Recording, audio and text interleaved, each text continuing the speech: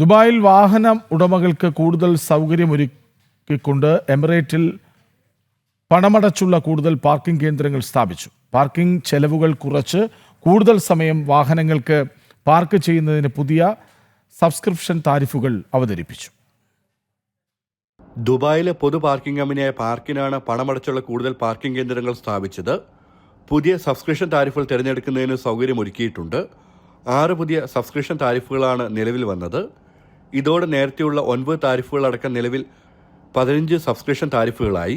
വാഹന ഉപഭോക്താക്കളുടെ parking സമയമനുസരിച്ച് subscription താരിഫുകൾ തിരഞ്ഞെടുക്കാം.